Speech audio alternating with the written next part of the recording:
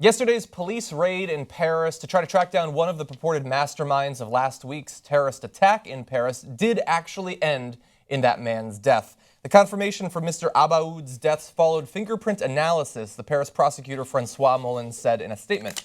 Mr. Abaaoud's body was heavily riddled with wounds from gunfire and a grenade detonated during the raid. Now, at this point, we do not know at this stage whether Abaaoud blew himself up or not, and that is probably a reference to the fact that one of the women in the apartment with him did actually activate a suicide vest, taking her own life. Now, a little bit more information about him and the previous information that French intelligence officials had about him. They concluded that Mr. Abaaoud was involved in at least 4 of 6 terrorist plots in France that have been foiled since the spring. So he'd been a very busy boy during that time. Thankfully, the French intelligence officials were all over it, and they were able to stop those attacks from happening. Now, as I said in the intro, he is one of the believed masterminds of the attacks. The other is Salah Abdeslam. A manhunt continued in Belgium for him. He is a French citizen who is thought to have fled to Brussels after taking part in the attacks.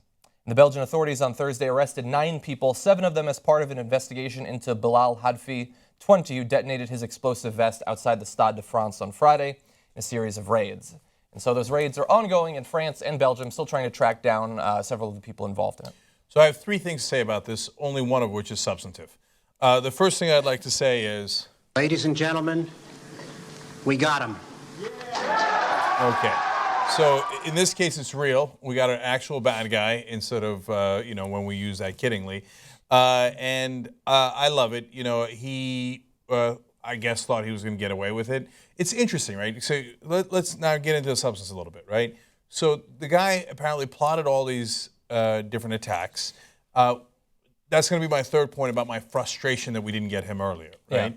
Yeah. But on this topic, it's curious that, as usual, with the leaders and the architects of these bombings, he's not the one that went in first, right? He did apparently, according to the authorities. Remember that heroic thing where the Americans tackled the guy on the speeding train? That was planned by him, right? Oh. There was 3 other attacks planned by him. But yet, he doesn't appear in any of the attacks. That's weird. Right. Like, he's too valuable, to be wasted. Like all the Muslim fundamentalist leaders that tell people to blow themselves up, they never volunteer to go first. Yeah. Right? They're like, why don't you show me how to do this, actually? Yeah, I got a great idea for you. I got a series of suicide vests and stuff like that. I don't know. I can't believe that none of them say, hey, why don't you try it first, Bob? Yeah, exactly. Right? It's been taking you so long. Yeah, lead by example, right? So this guy, some bitch, is hanging out, sending people to die and murdering all these people, and apparently he thought he was not going to get caught. Come to find out, okay, and that was that. So it's a little moment of justice. I know I'm a bad guy as a liberal. I shouldn't celebrate things like that, but we saw all the dead in the streets and in the theaters, etc. They're very confident this was the guy who planned it. He had 18 different connections to the people who did it. They have a ton of evidence connecting him to it. So live by the sword, die by the sword. Very briefly, I read basically what we know of his life history at this point, and he had opportunities early in life. He was accepted into this fairly prestigious academy that he apparently flunked out of. He was involved in gangs doing petty crimes. He at some point ended up in prison. It's believed that's where he was to some extent radicalized. And his family was shocked when he went in 2014 over to Syria. He told them he was going to his father's grave in Morocco. And they said that up until that point, he hadn't even been religious. He all of a sudden gave up smoking and doing marijuana.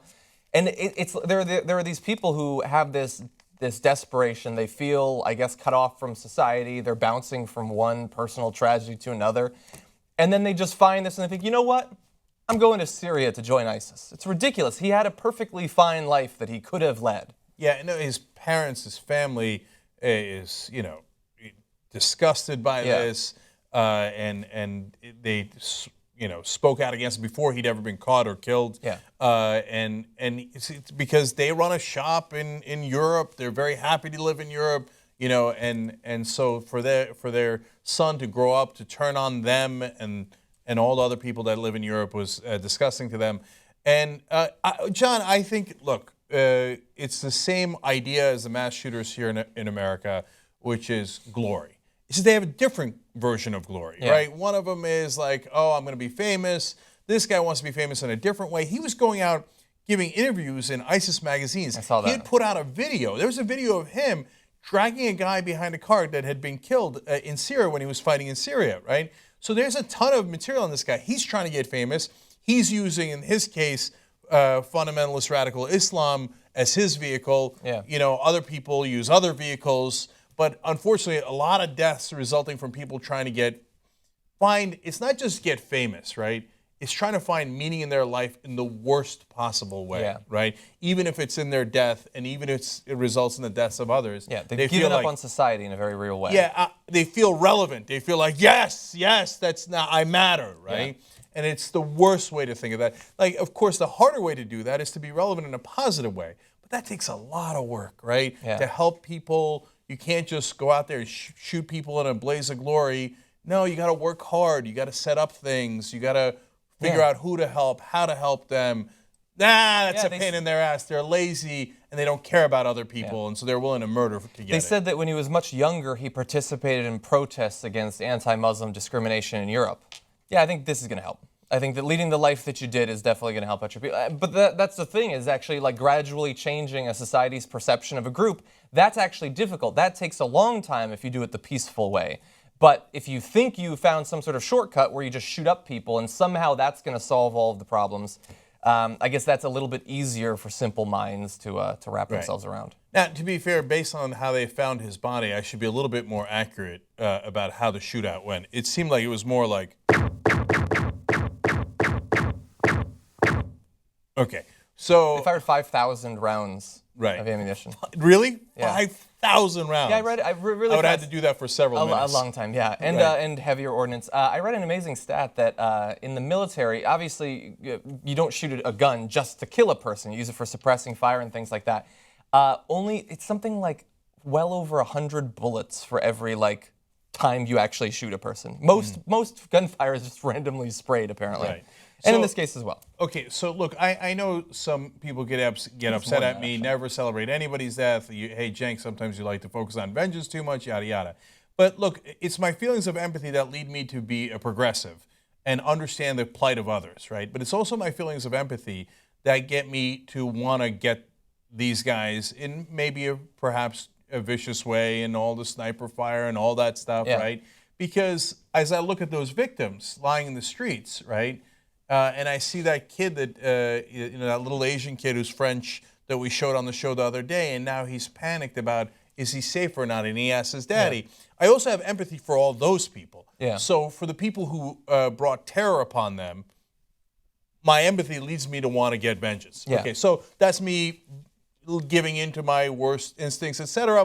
But I think most people are incredibly happy that this guy was brought to justice one way or another. Yeah. Now, the criticism I do have, which is the third point, is I wish that the Belgian, the French, etc. authorities, and I know it's a tough time to criticize them, especially because they just got him, but if you guys knew that he had planned all those other attacks and you got him on video, you got him in interviews, I wish you'd have brought the manpower to go get him earlier, before. Apparently, they just found out on the Monday of that last week that he had returned. Mm-hmm. And they weren't even 100% sure then, I think. So, and this is very, very important, guys. As always, a dumb way to do this and a smart way to do this. The dumb way is, oh, okay, you want us to go get him, so we'll surveil all Muslims in Belgium and France and wherever else they might be, right? The smart way is, you guys already have this guy on tape. You have him on tape killing people, right? You have him on tape saying, I'm going to go to Europe and kill people, right? So let's be more vigilant about how we target those guys, right? Yeah. So you want to get, in the context of America, you'd get a wiretap, right? You get a warrant. Warrant, get all the warrants in the world for him, everybody he's talking to that is connected to us. You don't need to do it for his mom. His dad can't stand him. You don't need to wiretap his dad.